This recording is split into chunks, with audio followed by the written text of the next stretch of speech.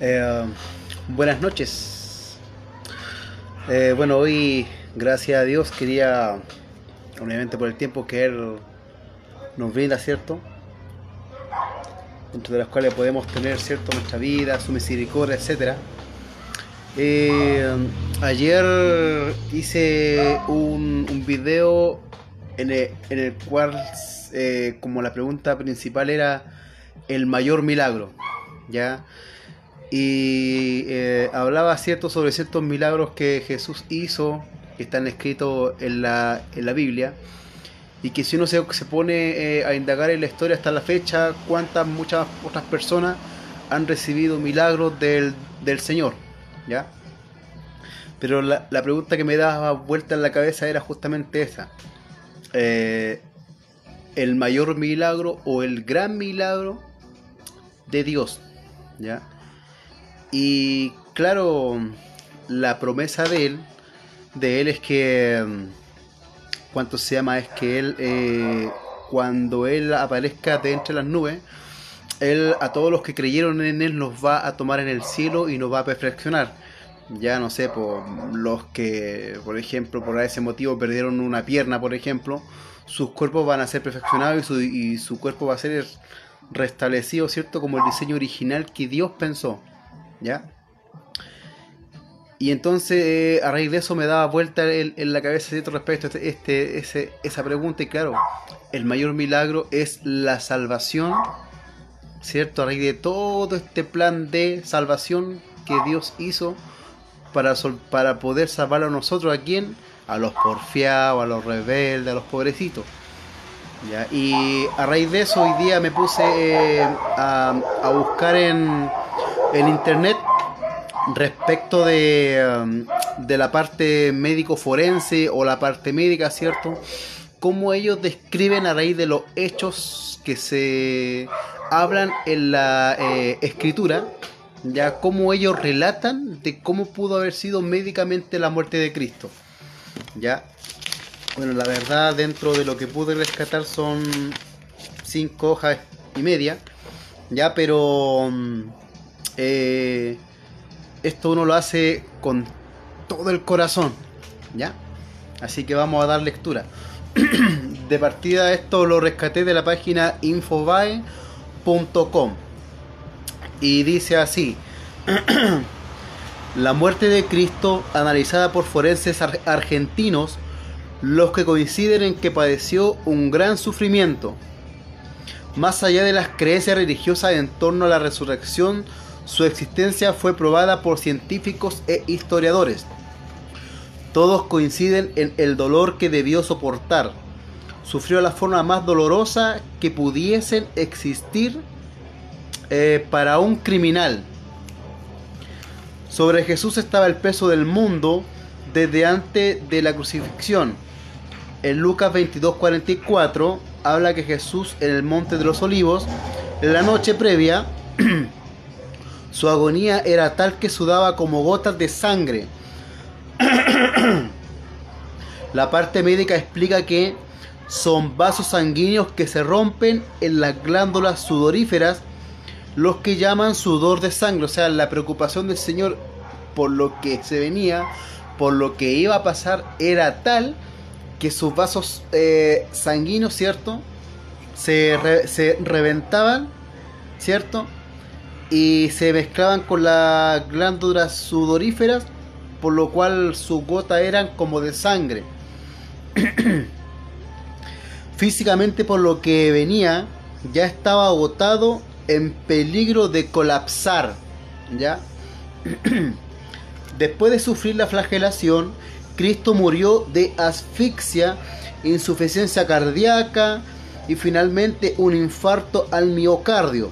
Agregan además que realizando un informe más completo serían unas 10 causas que le causaron la muerte.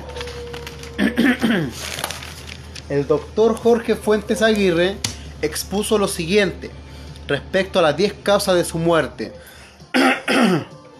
Aquí es cierto, él nombra 10 causas que podrían haber sido la muerte. Dice: síndrome de estrés agudo, hipertensión arterial de origen psicosomático, anemia aguda por pérdida de sanguínea, insuficiencia cardíaca congenitiva, insuficiencia respiratoria, síndrome preural con derrame, shock por hipertensión, infarto al miocardio, ruptura del ventrículo y muerte súbita.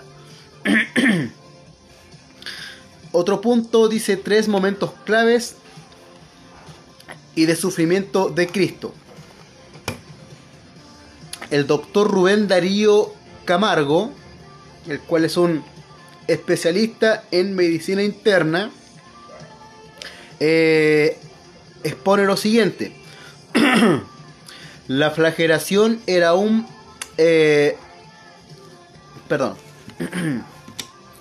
La flagelación era un preliminar legal para toda ejecución romana.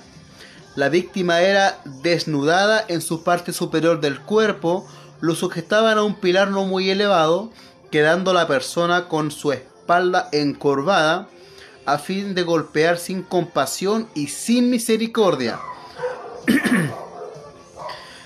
El azote a usar era un entretejido de cuerdas corto con bolas de hierro o trozos de hueso de oveja en intervalos. O sea, por ejemplo, supongamos que yo tengo mi mano, ¿ya?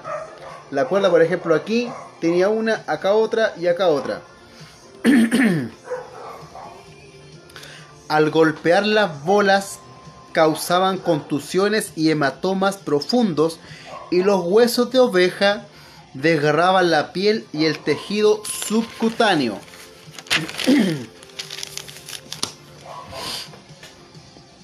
Al ser constantes, las laceraciones cortaban hasta los músculos, produciendo tiras de carne sangrienta, de carne desgarrada, produciendo gran pérdida de sangre. Aquí dentro de el desglose ahora, los especialistas hablan sobre el tema de la corona de espinas y dice así: después de flagelarlo, se burlaban de él colocando sobre su cabeza una corona de espinas, llamándole rey en forma burlesca. El arbusto espinoso tiene abundancia en Palestina, por lo que este pudo servir para esa corona, la cual tiene una forma muy aguda, largas y encorvadas. Este era capaz de irritar gravemente los nervios más importantes de su cabeza, causando cada vez un dolor más intenso y agudo. Mientras transcurrido el tiempo, en este estado, Jesús ya debía estar muerto tras lo descrito, y los duros golpes los que agravaban las inserciones de las espinas. Su cuerpo ya estaba maltratado, cortado y sangrante, conforme a las escrituras. Ni siquiera éste había consumido alimento, lo que también agravaría con la pérdida de líquidos a causa de las hemorragias, por lo que se deduce que Jesús estaba gravemente deshidratado. Todo esto, médicamente, a Jesús lo hubieran llevado a un colapso o shock. En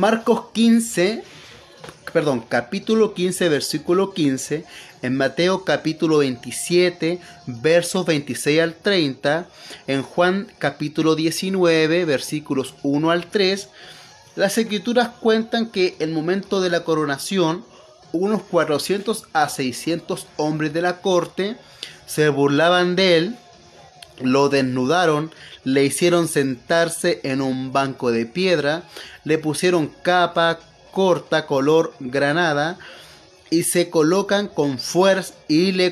con fuerza la corona de espinas. Le pusieron una caña en su mano derecha y comienzan a burlarse: salve rey de los judíos. Mientras golpeaban su cabeza con una caña, le escupían, le hacían reverencia de rodillas, todo esto obviamente después de haberlo escarnecido y haberlo desnudado. El siguiente punto que ellos tocan es referente a la crucifixión. Y dice: los informes relatan el dolor y el daño que causa la crucifixión. Fueron intensos a tal punto que se desearía la muerte. Según el doctor Frederick Sugihi,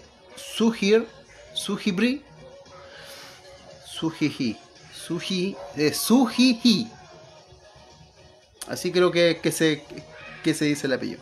Ya, dice: la perforación del nervio medio de las manos.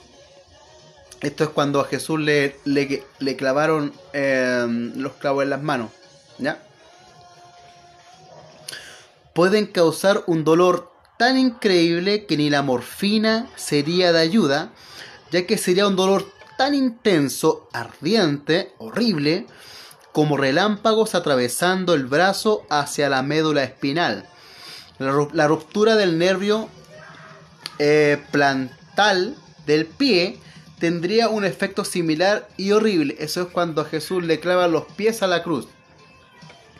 Agrega que la postura del cuerpo, ¿cierto? Él, mientras que él estaba ahí colgado, ¿verdad? Clavado en la cruz, y aparte con todo el otro resto, que los golpes, la flagelación, etcétera, más encima colgando, tenía que soportar todo eso porque el cuerpo tendía, ¿qué cosa? A la baja, y le oprimía el pecho, por poner también le costaba respirar. Dice: agrega que la postura del cuerpo sobre la cruz alargaría por varios días la agonía, ya que esta fue para hacer extremadamente difícil la respiración, ¿ya?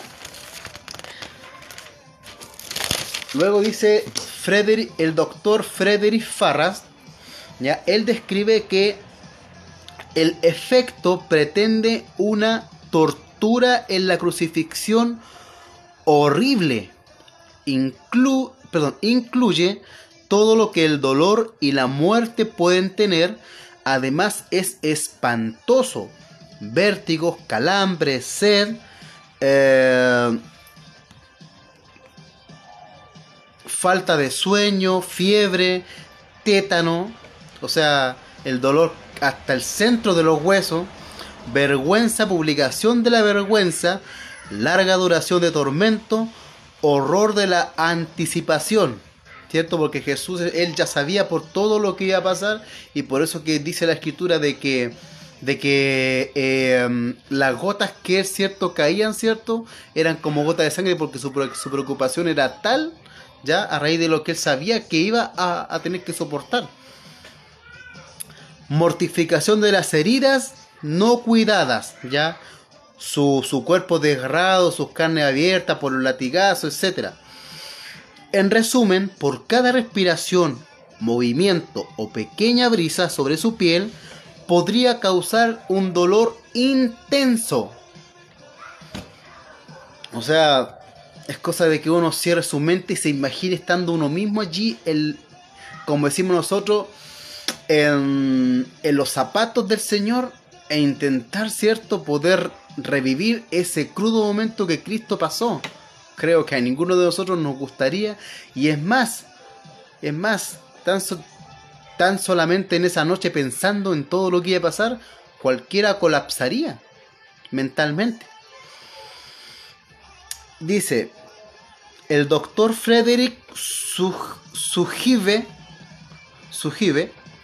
cree que Jesús murió de un colapso a causa de la pérdida de sangre, un choque traumático a raíz de sus heridas y una carga de golpes cardíacos que causó que su corazón sucumbiera, ¿ya? James Thompson cree que Jesús murió por agonía mental, la cual produjo el rompimiento de su corazón. Esto a raíz de lo derivado en Juan 19:34, donde el soldado romano le atraviesa el costado derecho, liberando agua y sangre, por lo que Jesús ya estaba muerto, por lo que se cree que es evidencia del rompimiento cardíaco. Samuel Houston, el cual es un fisiólogo, cree que la combinación de la crucifixión y ruptura del corazón podrían haber producido este resultado. Y dice, cualquiera sea la causa de su muerte, lo cierto es que fue dolorosa, más allá de lo apreciable con las palabras. Las escrituras cuentan que cerca del fin un criminal junto a él se burló: si eres el Cristo, sálvate a ti mismo y a nosotros. Pero Jesús dijo, mi vida doy. Ya, esta parte que dice que Jesús dijo, mi vida doy por mis ovejas, si nadie me la quita, yo la entrego, no lo dice dentro de estudios que hacen estos diferentes médicos en el área forense, sino que yo, conforme a lo que dice la escritura, lo agregué, ¿ya? Y lo repito, dice, mi vida doy por mis ovejas, nadie me la quita, yo la entrego. Y luego ellos concluyen, aquí en esta conclusión, dentro de lo que entendí de lo que ellos decían, yo hice como un resumen breve nomás, ¿ya? Dice, Jesús permaneció en su agonía y vergüenza por su fe, no porque era omnipotente.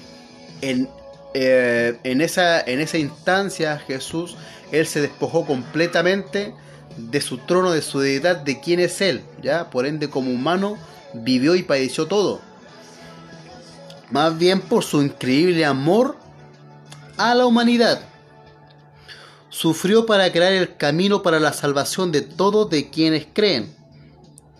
Si observamos hacia atrás, ningún otro amó a tal punto de dar su vida por otros de esa manera. Aquí en esta parte donde dice para crear el camino para la salvación de todos de quienes creen, en esta parte, en lo que dice en la conclusión de donde tomé esto, ¿ya? Dicen respecto de los que creen y respecto de los que no, ¿ya? Pero yo esa parte de no la tomé porque la Biblia dice que la salvación es respecto de los que creen en Cristo, ¿ya? Y ahora quiero dar lectura en Isaías, el capítulo 53, dice lo siguiente. Esta profecía fue escrita por lo menos unos 1000 y tantos años, hasta cuando se cumplió en Jesús, ¿ya? Dice, ¿quién va a creer lo que... esta traducción es de la Biblia Dios habla hoy, ¿ya? Que es más fácil de que se pueda entender. Y dice, ¿quién va a creer lo que hemos oído? ¿A quién ha revelado el Señor su poder?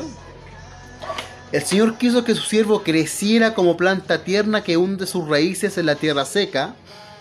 No tenía belleza ni esplendor. Su aspecto no era nada atrayente. Los hombres lo despreciaban y lo rechazaban. Era un hombre lleno de dolor, acostumbrado al sufrimiento, como a alguien que no merece ser visto. Lo despreciamos, no lo tuvimos en cuenta. Y sin embargo, Él estaba cargando con nuestros sufrimientos, estaba soportando nuestros propios dolores. Nosotros pensamos que Dios lo había herido, que lo había castigado y humillado, pero fue traspasado a causa de nuestra rebeldía, fue atormentado a causa de nuestras maldades. El castigo que sufrió nos trajo la paz, por sus heridas alcanzamos la salud. Todos nosotros nos perdimos como ovejas siguiendo cada uno su propio camino, pero el Señor cargó sobre él la maldad de todos nosotros. Fue maltratado, pero se sometió humildemente y ni siquiera abrió la boca. Lo llevaron como cordero al matadero y él se quedó callado sin abrir la boca, como una oveja cuando la trasquilan. Se lo llevaron injustamente y no hubo quien lo defendiera. Nadie se preocupó de su destino. Lo arrancaron de esta tierra, le dieron muerte por los pecados de mi pueblo. Lo enterraron al lado de hombres malvados, lo sepultaron con gente perversa. aunque nunca cometió ningún crimen ni hubo engaño en su boca, el Señor quiso oprimirlo con el sufrimiento, y puesto que Él se entregó en sacrificio por el pecado, tendrá larga vida. Aquí voy a detenerme, dice, y puesto que Él se entregó en sacrificio por el pecado. Y la Escritura dice, mi vida doy por mis ovejas, nadie me la quita, yo la entrego. Eso es el Nuevo Testamento, el Evangelio.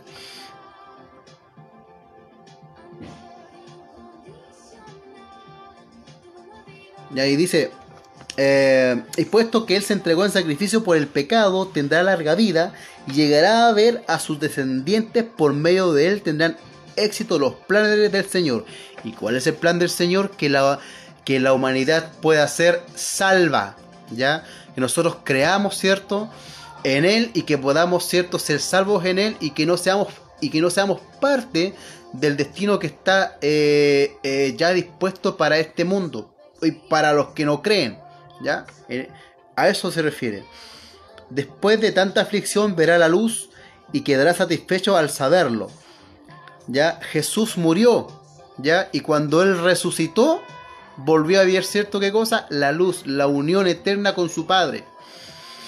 Y quedará satisfecho al saberlo. El justo siervo del Señor liberará a muchos, pues cargará con la maldad de ellos. Por eso Dios le dará un lugar entre los grandes, y con los poderosos participará del triunfo, porque se entregó a la muerte y fue contado entre los malvados, cuando en realidad cargó con los pecados de muchos e intercedió por los pecadores. Entonces, cuando nosotros leemos Isaías 53 y después vemos, ¿cierto?, que la Escritura se cumple en respecto de la persona de Jesús, y en relación a lo que yo estaba leyendo, que fue tomado de la página infobae.com respecto de un análisis médico forense respecto del padecimiento de Cristo. Entonces, si nosotros cerramos, ¿cierto?, nuestros ojos y nos imaginamos por todo lo que Él sufrió, ¿cierto?, y si pudiésemos sentir en nuestra mente, en nuestro corazón, en nuestra carne, todo lo que Él padeció, claramente que no es para tirarlo por la borda. Y si empezamos a mirar, como en la conclusión decía, si nosotros empezamos a mirar desde nuestra vida hacia atrás, no hay ningún otro nacido en este mundo que haya hecho lo que Jesús hizo. Que haya hecho lo que Jesús hizo. Y por eso que en el Nuevo Testamento,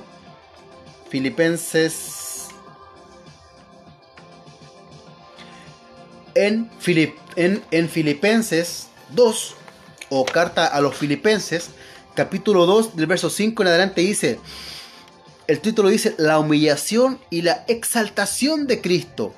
Y dice, tengan unos con otros las maneras de pensar propia de quien está unido a Cristo Jesús, el cual, aunque existía con el mismo ser de Dios, no se aferró a su igualdad con Él, sino que renunció a lo que era suyo, y tomó naturaleza de siervo, haciéndose como todos los hombres y presentándose como un hombre cualquiera. Se humilló a sí mismo, haciéndose obediente hasta la muerte de cruz. O sea, porque dice muerte, la muerte significa separación, ¿ya? Se humilló a sí mismo, haciéndose obediente hasta la muerte, hasta ser separado de Dios, y después de haber sufrido la muerte en la carne, en la cruz, ¿ya?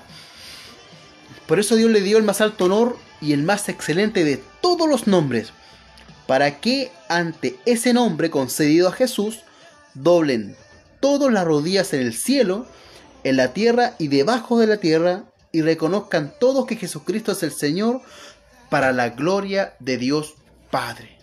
¿Ya? Entonces, Jesús dice, y lo que leíamos, ¿cierto?, en Isaías 53, ¿verdad?, de que el siervo, Él entregaría su vida, ¿ya? Su vida en pos de la salvación del ser humano, ¿cierto? Y tomaría en sí mismo el pecado de cada uno de nosotros, de la humanidad. ¿Ya? Y Jesús dice en el Nuevo Testamento de que Él da la vida por sus ovejas y que nadie se la quita, sino que Él es el quien entrega la vida, ¿verdad? ¿Ya? Y ¿cuánto se llama? Recordemos de que cuando Jesús fue bautizado, los que estaban allí oyeron desde el cielo que dice: este es mi Hijo amado, en el cual yo estoy complacido. O después cuando en la escritura habla sobre la transfiguración, cuando Pedro y Juan van con Jesús, suben a lo más alto de un monte y allí ven resplandecer a Jesús, y allí Jesús se encuentra con Elías y con Moisés, ¿verdad? Y allí también se escucha una voz del cielo que dice: este es mi Hijo amado, en el cual yo estoy complacido, dice, a Él síganlo, ¿ya? O a Él escúchenlo, me parece que dice, ¿ya? Pero en el fondo la importancia de Jesús no es para tomarla en menos. Yo no soy un recontra que te mega espiritual, no soy un tipo perfecto, me he equivocado, he metido las patas y todo el asunto, pero la Biblia es clara cuando dice primeramente que Cristo, su propio Hijo, le agradó, ¿cierto? Cuando vivió como hombre y por todo lo que pasó, etcétera, le agradó al Padre, le fue obediente en todo, ¿verdad? Y que ¿cuánto se llama? Dice también la escritura de que Él no pecó, entonces no tenían de qué condenarlo, por qué motivo matarlo, ¿ya? Jesús le dice a los fariseos, ya, cuando lo querían apedrear, y les dice: ya, ¿por cuál de todas estas cosas buenas me quieren apedrear? Y le dicen: no, por ninguna de las cosas buenas te queremos apedrear, sino que por blasfemo, ¿ya? ¿Por qué? Porque él decía ser quien es, ¿ya? Y no le creyeron. Y eso que ellos debieran de haber conocido la escritura, tal como Dios nos ha permitido conocerla el día de hoy, ¿ya? Pero sin embargo se cumplieron las escrituras en Jesucristo. Sufrió de una manera pero terrible, que a nadie le gustaría vivir. Y qué mejor perspectiva para poder entender esto que personas, médicos forenses, especialistas en su área, que ellos pueden y tienen la facultad en conocimiento, etcétera, y por el desarrollo de su profesión, de poder llevarnos a entender de mejor forma lo que realmente Jesús pasó, lo que Él sufrió. Y si cerramos nuestra mente, como decía recién, y nos imagináramos y Dios nos permitiera sentir ese dolor en nosotros mismos, o sea, no seríamos capaces de eso. Y es más, por ahí estaba leyendo, ¿cierto?, dentro de uno que decía de que creía de que Jesús murió por un colapso mental, ¿ya? Y porque se le destrozó el corazón. Pero Jesús, Él hasta el último minuto, Él estuvo lúcido en su mente, ¿ya? Entonces, si bien es cierto, es un análisis respecto de médicos en sus diferentes áreas de lo que es competencia a lo que es forense, ¿ya?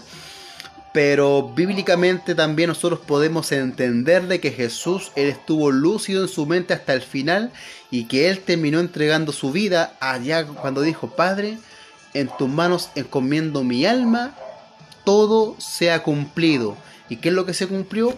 Las escrituras, que el Hijo de Dios, ya que Él en el fondo, dentro de todo este tiempo como de 3 años que Él estuvo en la tierra, ¿cierto?, formando la iglesia, etcétera, revelando cosas del reino, etcétera, y dando testimonios de quién Él era y cumpliendo la escritura, ¿cierto?, que todo estaba cumplido hasta cuando Él muriera, ¿ya? Cuando Él muriera, porque ahí, ¿cierto?, se cumpliría, ¿verdad?, Él la toma del pecado sobre sí mismo, a fin de ¿qué? De que también pasase allí otra cosa. En la época antigua, ya, en el templo, había un lugar que se llamaba el lugar santísimo, ya donde allí solamente el sacerdote podría ingresar, ya, y todos los años, ¿verdad? Ellos sacrificaban animales, corderos, etcétera, y la sangre, ¿verdad? Ellos llegaban al lugar santísimo, y si para la presencia de Dios no era agradable, mi buen sacerdote moría, y allí venía otro y lo reemplazaba, ¿ya? Y sin embargo, cuando Jesús murió, como ese sacrificio fue universal y agradable a Dios, ese velo que cubría el lugar santísimo se rasgó desde arriba hacia abajo. No desde abajo hacia arriba, sino que desde arriba hacia abajo. O sea, como que la mano de Dios hizo esto. Y se rasgó el velo desde arriba hacia abajo. Entonces, por ende, ahora todos podemos venir libremente al Señor. Por eso que Jesús dice, todos son invitados a la mesa, a la gran cena, etcétera. Cuando habla, por ejemplo, también de la novia y el novio, que todos son invitados al gran banquete, etcétera. Ya, la novia es Cristo, perdón, el novio es Cristo y la novia es la iglesia. A eso se refiere, ¿ya? Cuando el Señor aparezca de entre las nubes y lo venga a buscar, ¿ya? Entonces, por ende, como decía yo, ¿cierto? En un principio, el mayor milagro que Jesús hizo es nuestra salvación. Pero para que eso pasara, ya más allá de lo que Cristo habló en la Escritura, etcétera, que se cumplió en Él, ese momento, ¿cierto? Donde Él está expiando todos los pecados de la humanidad, todo lo que Él sufrió, para que ese mayor milagro se pudiera dar, y que es la salvación de aquellos de que creen, no fue menor, no es algo que deba tomarse para chiste ni para nada, ni para tomarlo como que me como un chicle y lo boto a la basura. No es así. Debiéramos de darle la importancia real que esto compete, ¿ya? Así que, bueno, por hoy espero que esto sea de bendición, ¿ya? Para cada uno, y que el Señor nos ayude, ¿cierto?, para poder reflexionar nuestra vida y para poder entender que quiénes somos nosotros frente a Dios. No somos nada, no tenemos derecho de pedirle nada, pero su misericordia, ¿cierto?, nos permite vivir, nos permite abrir los ojos, respirar, poder hablar, poder alimentarnos, beber agua. Y todo lo malo que hay en este mundo es netamente porque le damos la espalda a Dios. Y no es culpa de Dios. No es culpa de Dios de que, por ejemplo, un pastor se levante y engañe a sus ovejas. O que hayan, por ejemplo, curas pedófilos. O que, por ejemplo, no sé, una persona se deje engañar por causa de no leer. ¿Qué cosa? De no leer la Biblia. Aquí está todo. Está todo, y las religiones no debieran de existir. Solamente debiera de existir una relación con Dios, un deseo de quererle, de querer buscarle, etcétera. Eso es lo que debiera de existir. Y la Escritura, hoy día, como justamente conversaba con una hermanita que estábamos compartiendo, obviamente, que está la Escritura, y nosotros debiéramos de compartir la Escritura, alimentando los unos a otros, orar por uno, por los otros, etcétera. Eso es lo que nosotros debiéramos de hacer como personas, como humanidad. Pero ¿qué es lo que pasa? Vivimos odiándonos, vivimos matándonos, perdiendo nuestras vidas y cargando nuestras culpas a terceras personas porque tenemos pantalones para poder meter la pata al barro, ¿ya? Pero no para limpiarnos, sino que le dejamos esa carga siempre a terceras personas, etcétera, etcétera, ¿ya? Pero bueno, eso es lo que yo quería compartir el día de hoy, ¿ya? El mayor milagro, ¿ya? Que pudiéramos entender cómo se genera este mayor milagro de la salvación, ¿verdad? Mirad, desde la vista médica forense, y lo que dice la Escritura respecto de el siervo de Dios, y también lo que dice en Filipenses capítulo 2 respecto de la humillación y la exaltación de Cristo, ¿ya? Así que por hoy eso sería todo, y que les sea de bendición, pues. Padre, en el nombre de Jesús, gracias porque has permitido, Dios, este momento, Señor. Gracias porque lo que tú has permitido que se pudiera compartir en este video, Padre amado de la gloria. Te pido que bendiga las vidas, Dios, de las personas que lo están viendo o que lo puedan ver, Padre amado celestial. Y que siempre tu Espíritu nos inste, Señor, a buscar de Cristo, a leer la Escritura, Dios mío santo. Que entendamos que no es menor lo que Jesús hizo por cada uno de nosotros, Dios de la gloria. Que aquí, Dios amado santo celestial, no vale más lo que la gente dice, por ejemplo, de María, que la hacen diosa, la levantan por sobre Cristo, Dios. Siento que Cristo es Dios mismo, Dios de la gloria. O lo que el ser humano hace al dar importancia a tu obra creada, para amado celestial, o a los pecados que nosotros somos capaces de poder cometer sin ti, Señor de la gloria. Que entendamos, Dios, que lo que hizo Jesús no es menor, para amado celestial, que le demos importancia, Señor, Señor de la gloria, que leamos la Escritura, que creamos en Cristo Jesús, que creamos que este mundo obviamente se está perdiéndose a diario, Dios. Tú ves cómo se destruye la familia, Dios de la gloria, cómo se daña en el corazón de los hijos, para amado celestial, cómo se desvían las mentes en diferentes áreas, para amado de la gloria, etcétera, Dios. Yo sé que a ti te da pena, Padre Santo Celestial, y por eso que Jesús, a raíz de lo que Él hizo y que no es menor, Señor, quiere nuestro bien, nuestra salvación, Padre Santo de la gloria. Te pido que bendigas las manos también de aquellas personas que desarrollan labores honradas, Dios Santo Celestial, que no nunca les falte el pan en su mesa, Dios, Dios de la gloria. Bendice, Dios, conforme a tu justicia, Señor, a las buenas madres, a los buenos padres, amado Dios de la gloria, a los buenos hijos, Padre amado celestial, a las buenas jefaturas de las diferentes instituciones, Señor, a las personas que aún se pueden salvar, Dios amado de la gloria, en sus autoridades gubernamentales, Dios, Dios de la gloria, mi Señor, a las personas que crean emprendimientos laborales, Señor, y bendicen a raíz de eso, Dios, a demás personas, Dios, para que tengan sustento en sus hogares, Padre amado de la gloria. Bendice a cada trabajador, amado Dios Santo Celestial. No hay ningún trabajo, Dios mío Santo, que no honrado, que no sea humilde, Dios, Dios de la gloria. Tenemos las personas que trabajan en los campos, Dios de la gloria, las personas que trabajan recolectando, Dios mío Santo Celestial, las basuras, Padre amado celestial, o los desechos que salen de los hogares, Dios mío, las personas que trabajan, no sé, destapando tuberías, amado Dios de la gloria, respecto de los servicios higiénicos, Señor Santo, y en fin, tanta gente, Dios, los cajeros de supermercados, las cajeras de los supermercados, Dios. Y en fin, Dios Santo Celestial, los que trabajan en los servicentros, Dios de la gloria, etcétera, Dios. Hay tantas fuentes laborales, Dios, que has permitido, Señor, que existan, Dios, para que cada persona tenga sustento en su mesa, Padre amado celestial.